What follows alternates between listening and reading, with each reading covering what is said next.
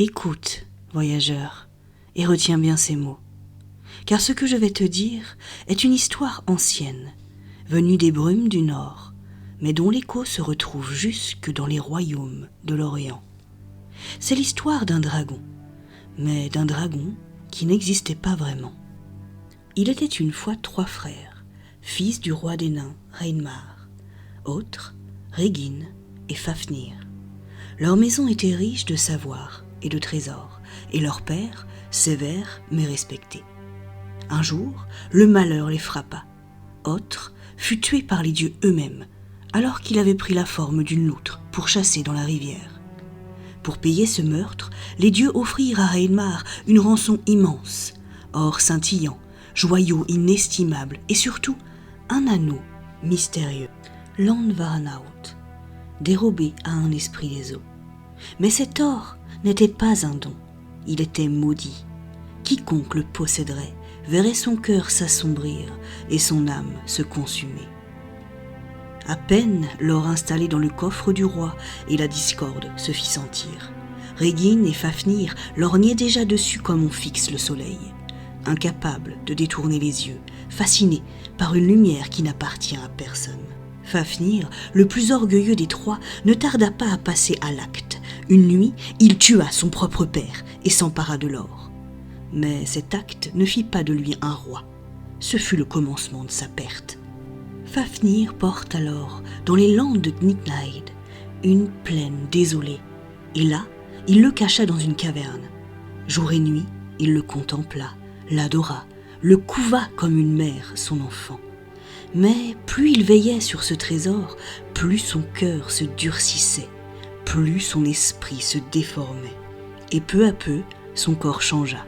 Ses bras se rétractèrent, sa peau se couvrit d'écailles, son souffle devint venin. Fafnir devint un dragon.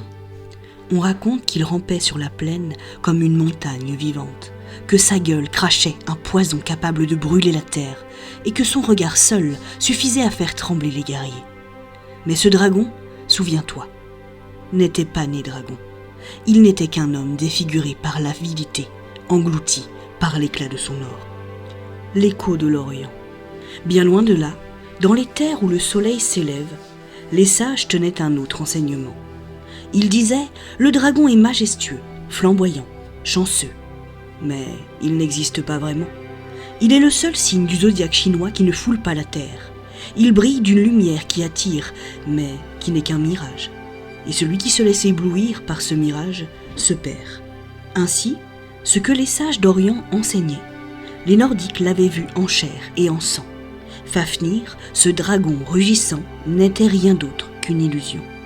Un homme transformé en légende par sa propre convoitise.